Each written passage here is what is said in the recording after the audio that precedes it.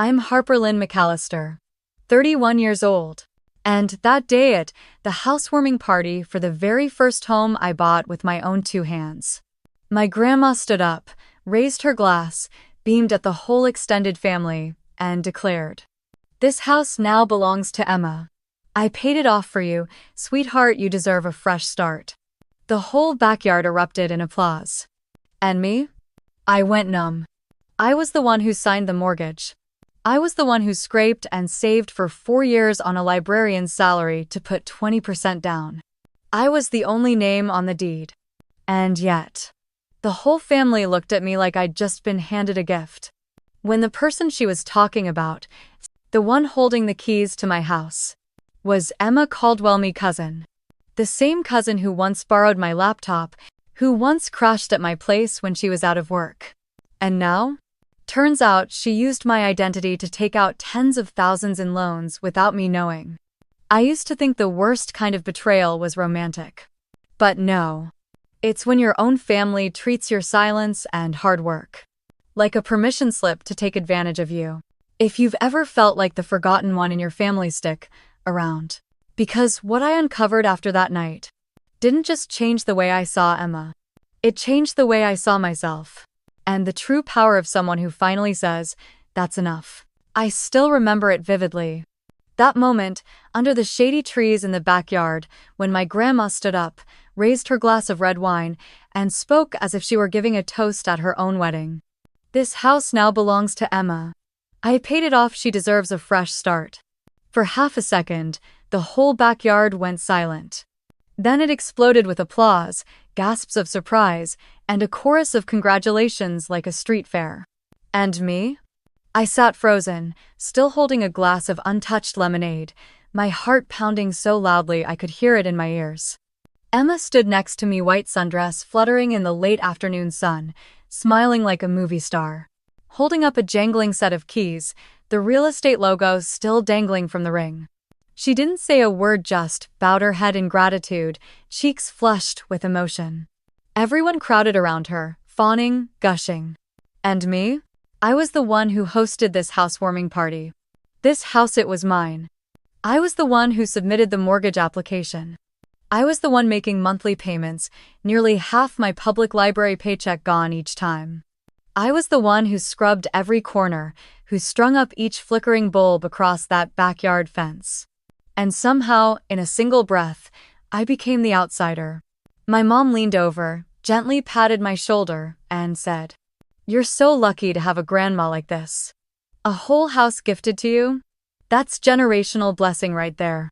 I turned toward my grandma, my throat thick. "Grandma, what are you talking about? What house for Emma?" Grandma Eleanor, 79 years old, the woman our whole family worships as the embodiment of success and strength, kept smiling that warm smile, like I'd just told her a silly joke. "This one, Harper. What else? You didn't know? Emma's officially moving in next week. I paid off the house for her. She's starting over." My chest tightened. The house I was standing in. The party I sent invitations for, prepped food for, strung every single light for. Now, someone else was being handed it like a prize. I tried to speak. "But, this house, I bought this house." She frowned slightly, puzzled, but then laughed it off. "Oh, Harper, you and your jokes. Of course it's Emma's. I've been working with the realtor for weeks. Stamped, signed on. They said everything was cleared. She just got the keys this afternoon." I don't know what stung more. That Emma stood there and said nothing to correct it. Or that everyone believed, without hesitation, that I couldn't possibly be the one who bought this place. I sat down on the bench by the fence, legs trembling. My eyes scanned the relatives. Aunts, uncles, cousins near and distant, all raising glasses, shaking hands, calling Emma our golden girl, an inspiration. And me? No one looked at me. No one asked me. My brain started rewinding, like a warped tape. Nights I worked until 9 p.m. at the library, then tutored to make extra cash. Lunches of peanut butter sandwiches, trying to save a few dollars. The old printer I fixed myself instead of hiring help. All of it just to save enough for the down payment on this house. And then, my grandma stood in the middle of a party and declared it paid off. For my cousin. No warning. No conversation. Not even a second thought. I felt like a shadow standing inside my own celebration. But not even on the guest list. When Emma passed by, I stopped her. Gently, but my voice trembled.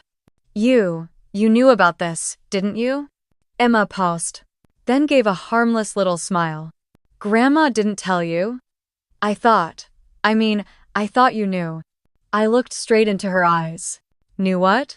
That you're standing in the house I bought. Getting congratulations for something that doesn't belong to you? She froze for a second, then turned away, forcing a smile at another relative who called her name. And I knew. Something was very, very wrong. Part of me wanted to walk away right then. But another part, the sturdier part, the one that doesn't blink, told me to stay. To listen. To dig. Because what I felt in that moment wasn't just hurt. It was a warning. A warning that what was being taken from me wasn't just a house. It was my identity. My trust. The years of effort I'd built piece by piece. That night, I didn't sleep. I stayed up until 3 a.m., laptop open, rereading my mortgage documents. I started connecting the dots. The times Emma borrowed my laptop, used my pen, stayed just a few weeks in my home after a breakup. And what I uncovered that night was just the beginning of a nightmare no one ever teaches you how to survive. I lay in the dark living room, curled up in the same old armchair I still couldn't afford to replace. The clock blinked 2:47 a.m., and the tiny LED light from the Wi-Fi router was the only thing still glowing in the house that, according to my grandmother, now belonged to Emma. I reopened the email from the bank, scanning each line. Loan amount: $218,000. Monthly payment: $1,374.84. Account holder: Harper L. McAllister. Not a single mention of Emma. So how could Grandma stand in the middle of a party and declare that as if I didn't exist? But the truth is I'd never really existed in this family. I was raised with kindness, but the kind that keeps its distance. My parents died in a car crash when I was 9. Grandma Eleanor took me in because no one else was left. That's how she put it. Not out of love, out of obligation. Emma was different. The youngest of the grandkids, born after Grandma had retired. She was the late-life joy, the golden one. When Emma turned 5, Grandma hired a private piano tutor for her. Me? I was dropped off at the public library each afternoon with a quiet reminder. Keep an eye on Harper, don't let her make too much noise. I didn't have big birthday parties. No princess dresses. No sleepovers with friends. But I had books. And silence. And the ability to take care of myself early on. When I got a full scholarship to state, Grandma only said, "You're lucky. Some kids don't get to go at all." When Emma flunked out of her event management program and bounced to freelance wedding decorating, Grandma kept the money flowing. Covered her rent, bought her a used car, even paid for that Bali healing trip after her latest breakup. And me? I'd worked at the Woodbury Public Library since I was 23. No one asked if I wanted time off. No one remembered that I tutored every Tuesday and Thursday night for extra income. The house I'm living in now took me 8 years of saving. I reused an old laptop, cut the cable bill, gave up my morning coffee routine. Once, I pulled $1,200 from my emergency fund just to fix a leaking pipe in my rental. And I did it all without complaining. I chose the quiet life. And no, it was being used against me. The next morning, I walked into the bank dressed as professionally as I could manage, carrying every single mortgage document and payment record I'd saved. The banker, Dana, a woman in her 40s with kind eyes, listened as I asked, "Could you check if anyone else ever contacted you on my behalf? About the house?" Dana shook her head. "Just you. Every letter, every signature, every verification, it's Harper Lynn McAllister. No cosigner, no power of attorney. Or Olodi." I exhaled and also choked a little. because that only made Grandma's announcement feel even more absurd. I left the bank clutching the printed statements like proof I wasn't crazy, that this house was mine. But then I remembered. Emma stayed with me for a few weeks. Last April, after breaking up with her third boyfriend in 2 years, she cried, begged to crush, just until I get my footing again. I said yes even, though something in me hesitated. I let her use the living room. She borrowed my Wi-Fi. She borrowed my laptop. I'd changed my bank password after that hacking scare a year ago. But my email? That night, I checked. Went into my Gmail, trash folder. And my heart dropped. Dozens of deleted emails from the past month. Account openings. Loan applications. Even messages from a real estate agent. All addressed to Harper L. McAllister. But the property listed wasn't my house. It was a cabin in the Burke Mountains, 3 hours from here. I'd never even been there. I sank back from the desk, ice crawling down my spine. All the disconnected pieces were starting to click into place. Why Emma wasn't surprised when Grandma made the announcement. Why Grandma was so sure I wasn't the owner. How Emma had enough info to impersonate me. It was when she stayed with me, while I was working night shifts.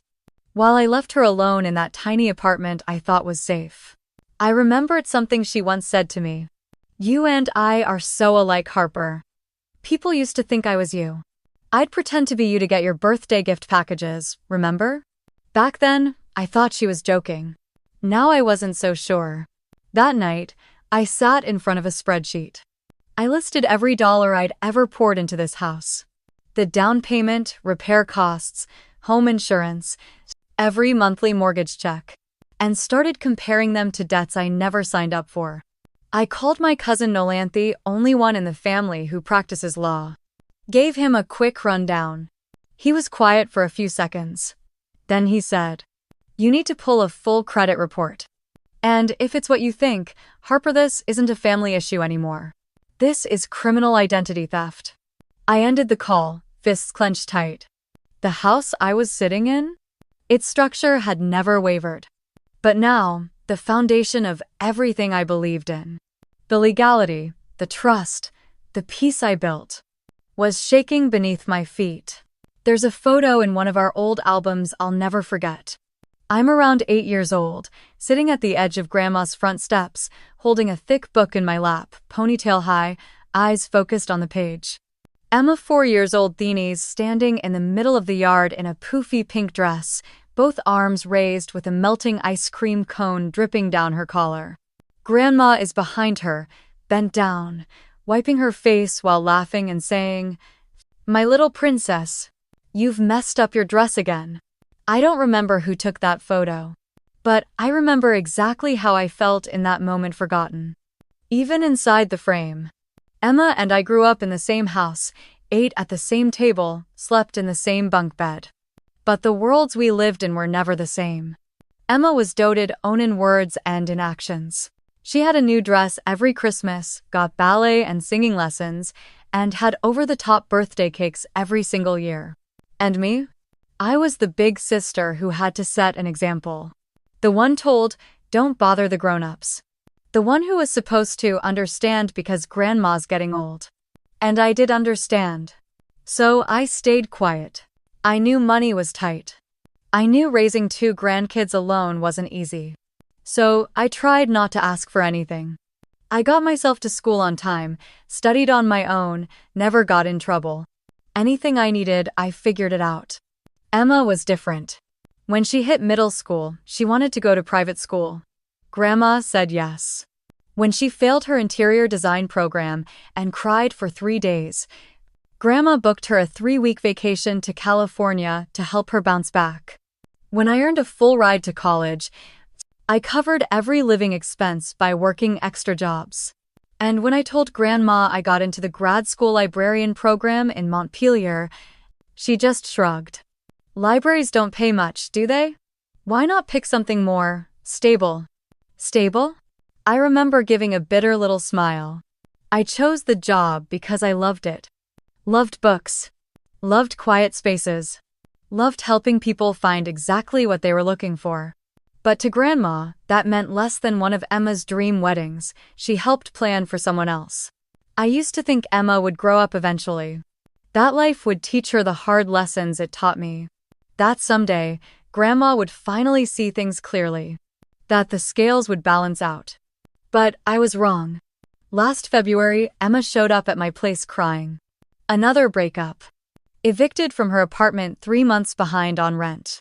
She had nowhere to go. "Can I stay with you for a while?" she asked, her voice soft and sweet. He hesitated.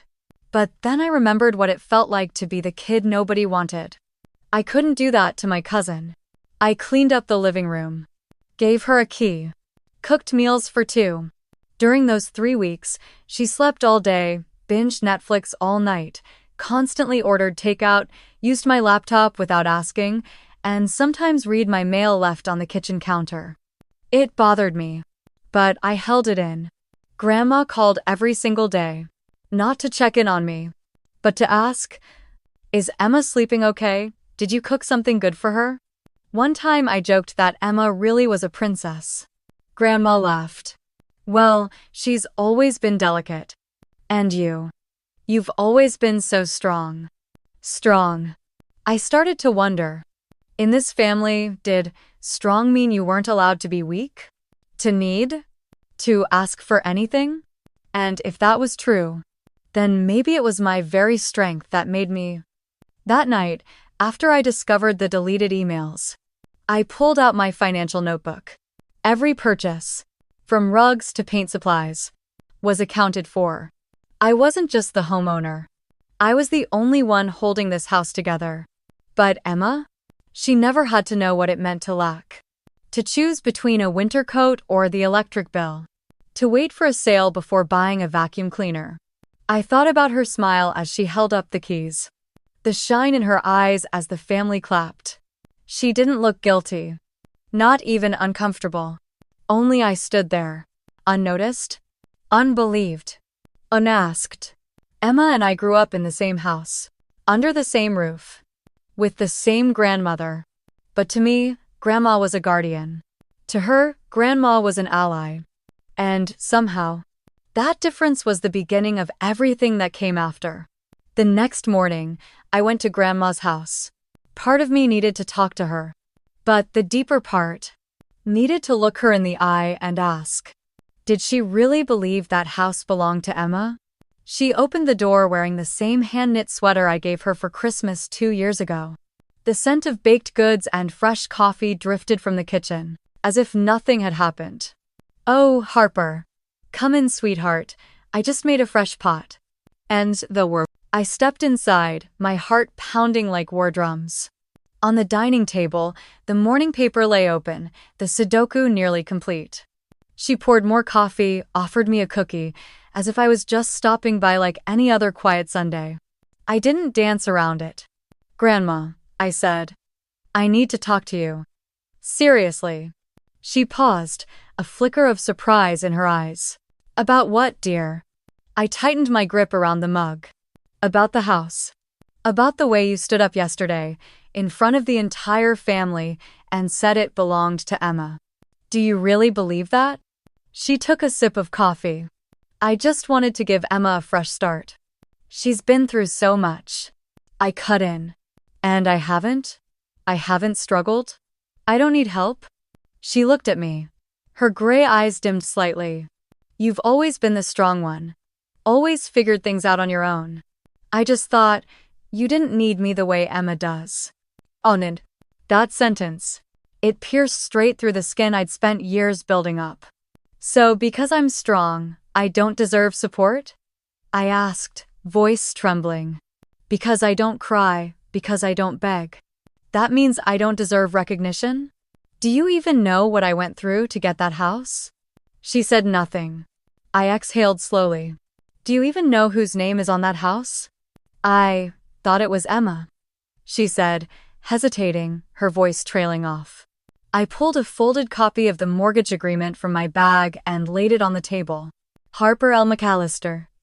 Just May. No Emma. No one else." I waited for her to respond. To explain. De apologiser.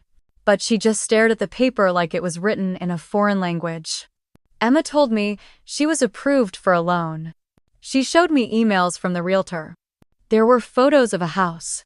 She said she was finally going to own her first place. My blood ran cold. Did you ever double-check?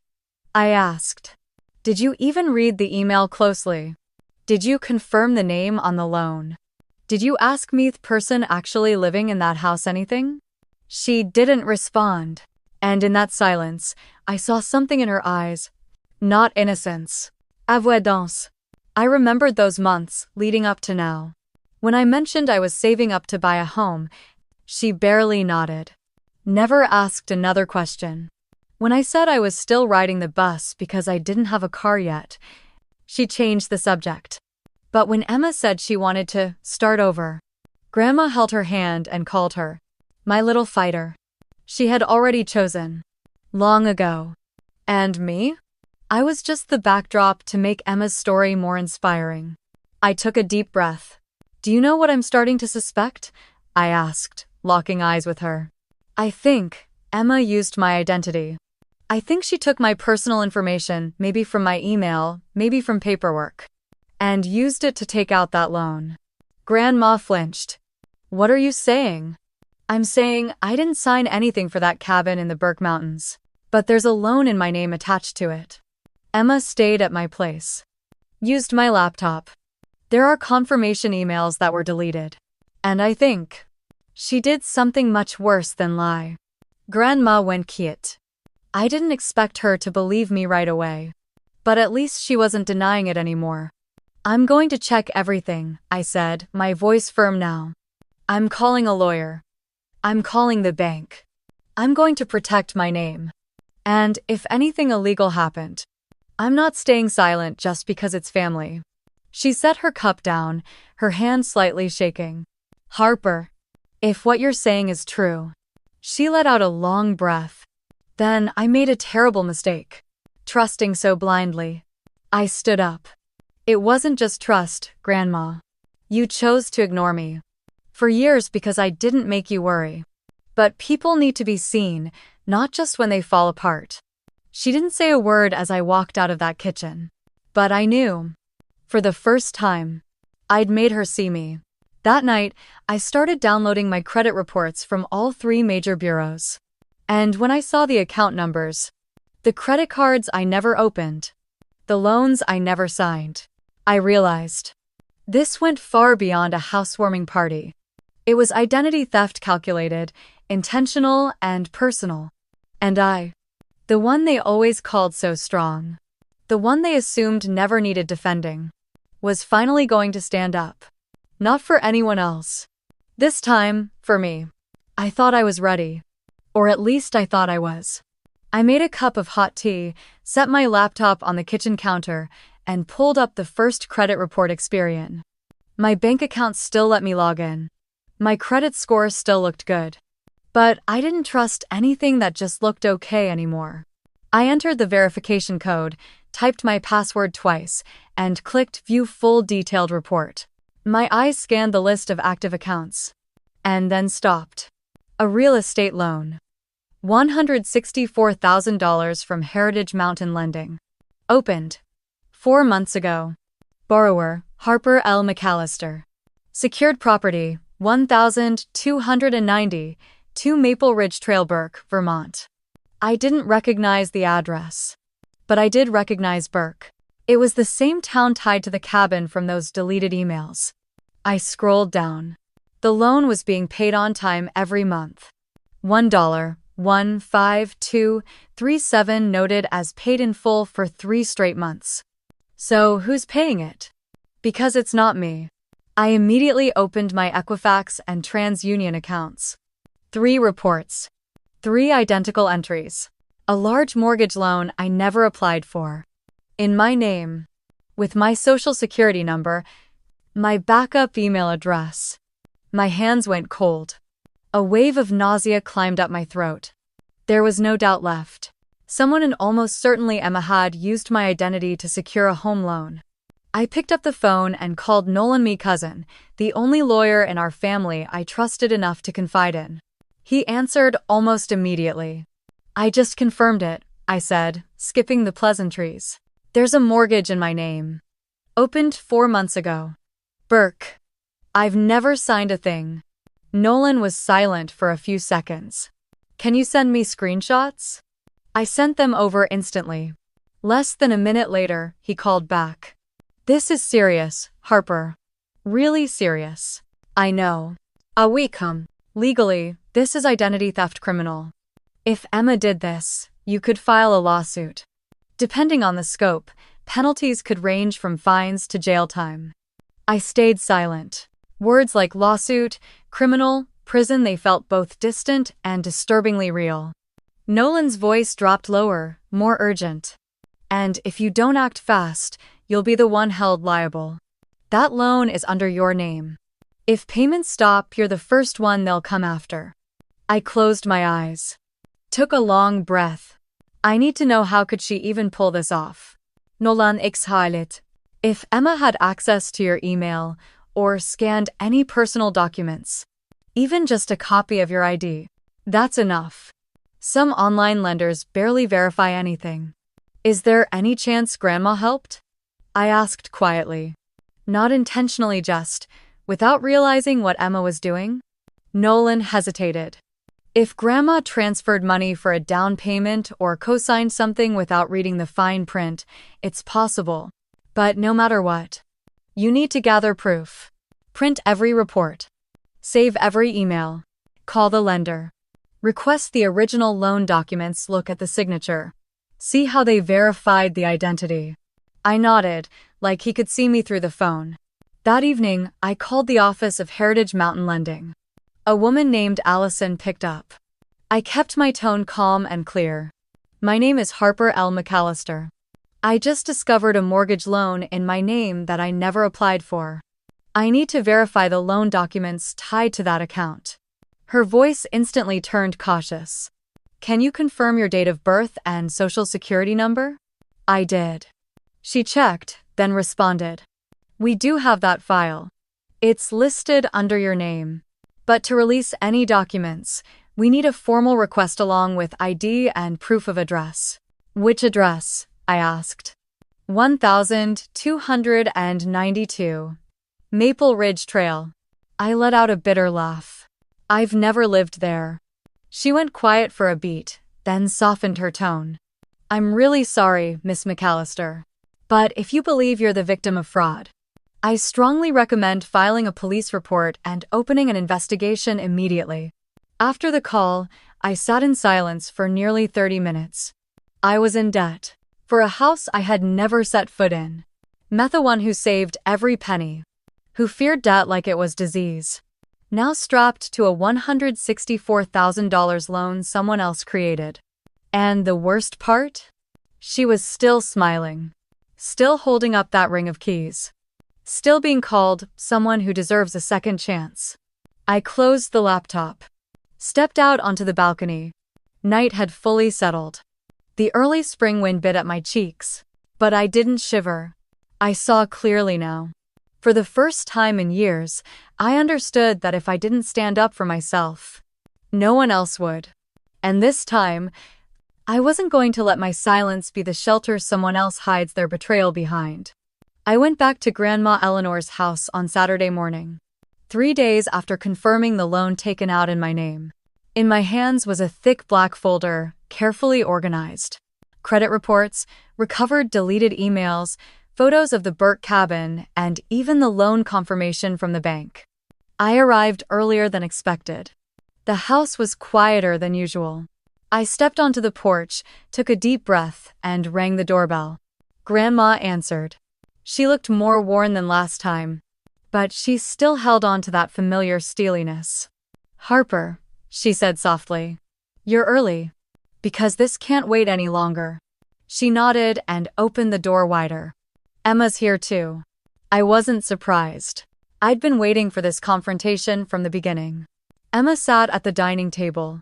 Still polished as ever, lightly curled hair, crisp white blouse, delicate china teacup in hand. But when she saw the folder in my arms, her signature smile slipped away. "I need to talk," I said, standing tall, not taking a seat. "About the loan in my name. About the cabin in Burke. About the deleted emails from my account. About someone using my identity to live a life I never agreed to." Emma tightened her grip on her teacup. "I don't know what you're talking about."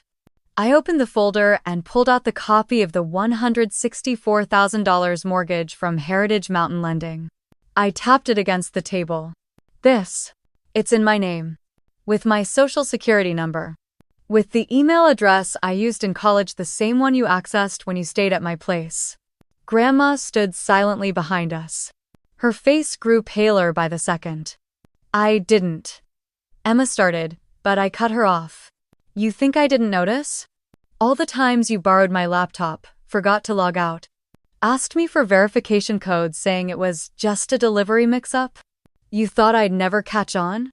You thought I'd never check." Emma stood up, voice trembling. "I was going to give it back. I knew you had good credit, and I couldn't get approved. I didn't mean for it to go this far." I almost laughed, furious. "Give it back? You bought a house, Emma. You signed a mortgage. You're living under someone else's name. Do you even realize that's a crime?" Grandma stepped forward. "Emma, is it true?" Emma was silent. Her chin trembled. "Answer me," I said, locking eyes with her. "Did you take out a loan using my name to buy that cabin?" After a long pause, Emma nodded. Barely a whisper. "I didn't have any other options. I had bad credit.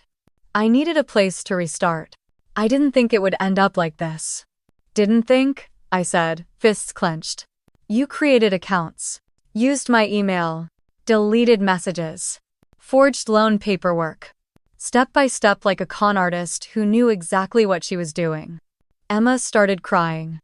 But this time, and her tears didn't shake me. I turned to Grandma. "And what about you?" I asked. "You gave her money for the down payment, didn't you? You transferred money without even checking whose name was on the loan." Grandma sank into a chair as if her knees had finally given out. "I thought it was hers. I thought Emma was the buyer. She sent me emails, photos of the house, the address. I gave her $30,000 to help with the down payment. I thought it was her last chance. It wasn't her loan. It was mine." All this, my voice cracked slightly. "You knew she had access to my email. You knew she'd stayed at my place. But you never asked. Because to you, Emma was always the one who needed saving. And me? I was always the one who could handle it." She didn't speak. But in her eyes, I saw it. Collapse. Emma looked up, her voice pleading. "I'll pay it back. I already have a plan. I've been working extra shifts. I've been making every monthly payment. You haven't lost anything." I stared at her. "Haven't lost anything?" I repeated. "Do you know how many nights I stayed awake, wondering if I was losing my mind? Do you know what it's like to prove to your bank, your lawyer, your own grandmother, that you're not imagining things? While you were driving to that cabin every weekend, under my name, with my credit, spending my peace of mind?" Emma broke down again. "I'm sorry. But I didn't come here for an apology." I pulled out a document Nolan had prepared. A formal notice of intent to sue if no restitution agreement was signed. I laid it on the table, right beside her hand. "You have two choices," I said clearly. "Sign this, admit what you did, and agree to pay back every cent. Or let the court decide." The kitchen was silent. No scent of tea. No warm smell of baked goods. Just three women. One who stole a life. One who looked away. And one who finally understood the power of speaking up for herself. Emma slumped into the chair, hands limp at her sides, eyes red and swollen from crying. But this time, I didn't feel pity. I felt tired. Tired of years spent trying so hard and still going unseen. Tired of the terrifying repetition of a pattern. I carry the consequences. And Emma always has someone ready to shield her. I tapped the table lightly, like marking real time again. What are you going to say now? I asked. My voice wasn't sharp anymore. Just hollow. That I made you do it? That you had no other option but to steal your own sister's identity? Emma wiped her face with her sleeve. You don't get it, she mumbled. You were always the one who had it together. The one who got praise for being responsible. The scholarship girl. The independent one. Everyone believed you could do anything. Me? I was just the pretty little sister no one expected anything from. I froze for a second. Not because she was right, but because she believed she was. You think I had it easy? I asked quietly. Do you know how many nights I stayed up until 3 a.m. in the living room, studying under a desk lamp so dim it strained my eyes? Do you know I spent 3 years in college buying everything secondhand at Goodwill and never once allowed myself a Starbucks coffee? Emma shook her head. I didn't know. Everyone just saw the results. You were always the one who was fine. Oh, and every time I messed up, someone would help me. But every time, I felt more useless.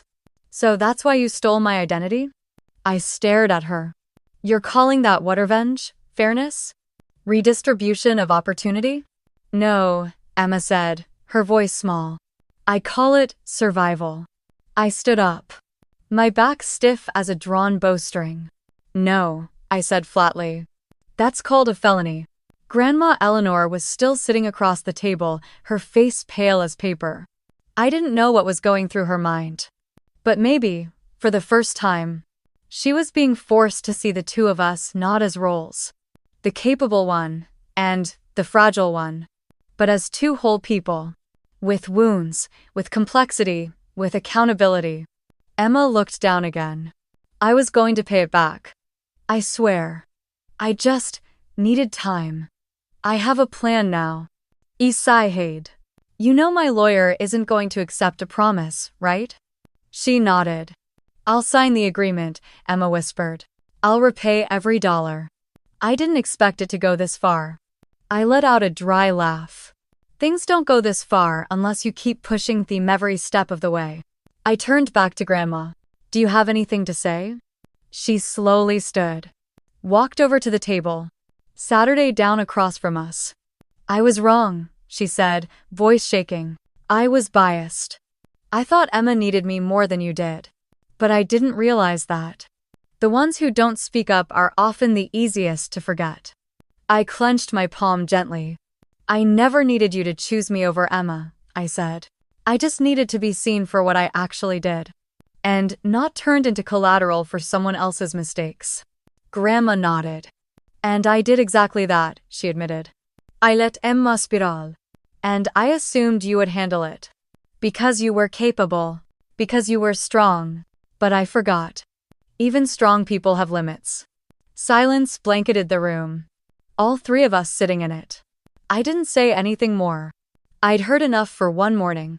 As I gathered my things to leave, Emma stood and softly called out. Harper. I turned around. Do you still see me as family? I looked at her. For a long time. And for just a second. I saw two little girls again. Eating ice cream on the front steps. Before life sent us down two different paths. Before I learned how to stay quiet. Before she learned how to survive on sympathy. Family, I said, is something you build. Not something you're just given by default. This. Emma didn't reply. She only nodded, eyes rimmed red. On the drive home, I didn't cry. I thought I would. But I didn't. Maybe because, for the first time, I didn't feel like a victim anymore. I was the one who survived. Not by stepping on anyone else, but by standing up. And finally claiming the space I had always deserved. The next morning, I went to the local bank not to withdraw money, but to reclaim my name. I sat across from a banker named Melissa. Someone who looked like she'd seen her share of strange things in this small town. But when I laid the folder open in front of her copies of my credit report, details of a loan I never signed, her expression shifted. You're saying you didn't open this mortgage loan at all? I nodded. Not at all. But it's under my name, with my social security number, and my personal email address. Melissa frowned, typing rapidly at her keyboard. "We'll need to submit a formal investigation request to the lender. And I strongly recommend you contact all 3 credit bureaus and file a report with the FTC today." She printed out a checklist for me, and one phrase on it made my stomach turn. Identity Theft Recovery Protocol. I left the bank with a file twice as thick as when I walked in. But for the first time, I had a plan. A map. Back home, I opened my laptop, logged into the FTC's website, and began completing the identity theft affidavit, section by section. The fraudulent mortgage, the unknown property address, the compromised email, the credit cards I never opened, and a bank sub-account I'd never seen before. One field asked, "Do you know who used your identity?" I typed, "Yes. Her name is Emma Caldwell. She's my cousin." My chest tightened as I clicked submit. I don't know which hurt more. Discovering I'd been the victim of identity theft, or typing in the name of someone who once called me sister. The days that followed were filled with quiet, heavy labor. I called every lender involved, sent copies of the FTC report, filed official fraud claims. I froze all 3 of my credit reports, requested fraud alerts on every account, changed every password from email to banking, even the one for the public library's borrowing system. I combed through every single transaction from the last 12 months, reviewed suspicious orders, recovered deleted emails, and what I found, besides that, was a violation so subtle, yet so deep. It felt like something had been peeled from inside me. I felt disconnected from myself. When someone else lives, borrows, and builds an image using your name, you start asking, who am I? If even my identity doesn't belong entirely to me anymore. 1 week later, Nolan, my cousin and attorney, called with news. Good update. The bank agreed to freeze the Burke Cabin mortgage during the investigation. They've received the FTC documents too. Most importantly, the agreement Emma signed the other day is legally binding. You can use it to support your credit restoration process. I collapsed into a chair. So, I don't have to keep paying for a house I've never even stepped into? Exactly. But stay on top of it. It might take a few months to fully clean up. You can request an official victim confirmation letter from local authorities. It'll help with any remaining disputes. I gave a tired laugh. First time in my life I've ever been officially called a victim. Doesn't exactly feel like a trophy. Nolan paused, then said gently, "You're not just a victim. You're the one who stood up. Right on time. And made sure no one else kept writing your story for you." That night, I sat down with the folder. And for the first time, it didn't feel like it was swallowing me whole. I sorted papers, labeled each section, attached a full written statement. Everything was still messy. But I wasn't. I'd never been clearer. I used to think that if I just stayed quiet and worked hard, people would see me. But the truth is, in a family or in a society, if you don't protect your name, someone else will always be waiting to use it for their own gain. And this time, I wasn't going to let that happen again. I didn't go into the police station that day. I pulled into the lot, parked just outside, hands still gripping the folder. The engine was running, but I never got out. I sat there for nearly half an hour, watching people walk by on the sidewalk, feeling completely hollow. I didn't know if I was getting soft, or if I was waiting for something else, something I hadn't named yet. My phone rang. It was Grandma Eleanor. I hesitated, then picked up. "Harper, if you have time," she said quietly, "could you come by the house this afternoon?" Her voice was softer than I'd ever heard it. And for the first time, she wasn't trying to hide how tired she was. I didn't answer right away. But eventually, I turned the car around. Her house was the same as always. Old red brick, with bougainvillea spilling across the porch, as if it were trying to cover the aging beneath. She was waiting in the living room, a thick envelope on the coffee table, next to a neatly clipped stack of papers. "Tea?" she asked, voice low. I shook my head. Well, then let me just say it, she began. I met with a lawyer today. I've signed the transfer papers for the rental house on Hanover Street. Starting next week. It's in your name. Deccan. He blinked. What? The duplex. Number 45 Hanover. I've rented it out for nearly 10 years now. It brings in about $2,000 a month. It's not fancy, but it's solid. Valued around $300,000. I'm transferring it to you. I shook my head, stunned. Grandma, you don't have to do that. Yes, I do, she replied. With no hesitation at all. She slid the envelope toward me. In there you'll find the agreement copy. And the ownership deed just waiting for final signatures. You just need to take it to the notary. I touched the edge of the envelope. I still not sure I was hearing her right. You're doing this to make up for everything? I asked softly. It's not about evening the books, she said. There's no way to make up for what happened. But I want to break the cycle I helped create. I looked at her, and for the first time in years, she didn't seem unshakable. She looked at me for a long moment, then added, I used to think I was fair. But the truth is, I was only fair to the ones who didn't worry me. To the ones who made me nervous. I prioritized. Emma was one of those. I swallowed hard. You loved her more than me? I asked. That old question finally voiced. No, she said instantly. But I was afraid of losing her. Afraid that if I didn't hold on, she'd spiral. And you? You stayed still. You didn't ask. You didn't complain. I thought that meant you were fine. Her voice softened. I was wrong. Your silence wasn't agreement. It was endurance. And I ignored it. I opened the envelope, scanning the transfer form. There it was, my name. Plain as day. For once, I wasn't the one having to prove anything. Can I refuse this? I asked, my voice catching. No, she said with a small smile. You don't need to feel guilty about accepting something you deserve. Deserve? I repeated. Yes, because you did the right thing. Even when no one noticed. And because I don't want the next generation thinking that only chaos and mistakes earn attention. Tears welled up, slipped quietly down my face. Not because of the money. Not the house. But because for the first time, I heard the one thing I'd waited my entire childhood to hear. That she saw me. When I stood to leave, Grandma reached out and held my hand. Are you going to press charges against Emma?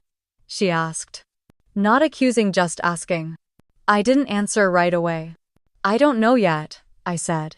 I'm not doing this out of anger. I just want to end the way we always pretend everything's fine. What's wrong is wrong. And I'm not the one who has to keep covering it up anymore. She nodded. Whatever you decide, I won't stand in your way. I looked at her one last time as I stepped off the porch. Maybe I hadn't fully forgiven her. Not yet. But at least I'd been heard. And for the first time in my life, I didn't feel alone. I didn't go into the police station that day. I sat alone in the living room, the glow from my laptop screen flickering against the wall. On the screen was the criminal complaint form. Every field filled in. My personal details, a full account of the incident, a record of damages, and the name of the accused. Emma's name sat right there at the top of the page. I had rewritten it 3 times. The first version was angry. The second, meticulous, loaded with proof. The third, I read through it and cried. Not because I was weak, but because I had come this far. Next to me on the table was a flash drive. Nolan had sent it over once the legal file was complete. It held everything. Emma's signed admission, bank records, credit reports, and a step-by-step guide for submitting the file to the county prosecutor's office. Everything was ready. All I had to do was drive to the police station, explain the case, and hand it over. That would be it. No one could say I should let it go because it's family. Ardot. No one could say Harper just stays quiet and takes it. I had reclaimed my name, my records, my reputation. But one question still hovered. Do I really have to take Emma's freedom to feel like I've won? That night, I called Nolan. He didn't sound surprised when I told him I hadn't filed yet. Not everyone who makes it to the edge wants to step across, he said. And not everyone who doesn't is weak. I don't even know which kind of person I am anymore, I admitted. I'm not angry like I was, but I also don't know if I can sleep at night, knowing I let it all quietly fade like it never happened. It's not about whether you press charges, Nolan said, his voice low. It's about whether you let someone else define your worth ever again. I was silent for a while, then nodded, though he couldn't see me. The next morning, I sat at my kitchen table, looking at the printed complaint form one last time. I picked up the pen, then put it down, then picked it up again. Finally, I wrote a single line at the top corner. I reserve the right to pursue legal action if the restitution terms are violated. But I will not file today because I choose freedom over the cycle of revenge. I signed it, folded the paper, slipped it into the file folder. I didn't press charges. Not because Emma deserved forgiveness, but because I deserved peace. It wasn't an easy decision, but it was the only one that felt like I was living for myself. Not out of expectation, not as a reaction to pain. I sent a text to Emma. Simple, clear. I'm not pressing charges. But if there's a single late payment, or even a hint of fraud again, I will act. There won't be a second chance. No thanks. No crying face emojis. Just a scene. And for me, that was enough. The following week, I went on with life. I ran errands, paid bills, read books. But something small had shifted in the way I walked out the door each morning. My back was straighter. I didn't lower my eyes when walking into the bank. I didn't flinch when saying, I'm working through a situation with my financial records. I had walked through something many people never dare to face. A betrayal that came from inside my own home. And I didn't fall apart. I stood. One afternoon, Grandma Eleanor called. She said simply, I know you didn't file. I wasn't surprised. I just answered. Not because I'm weak. I know, she said. You didn't forgive. But you didn't sink either. I smiled genuinely, for the first time in a long while. Exactly. I'm not handing out easy forgiveness. But I'm not letting this consume me. As I ended the call and looked out into the sunlit backyard, I realized something. Every decision I'd just made might not make everyone understand me, but it helped me understand myself. I didn't choose silence. I didn't choose vengeance. I chose to stand my ground, to draw the line, to reclaim my dignity, and then walk forward without carrying the weight of hate.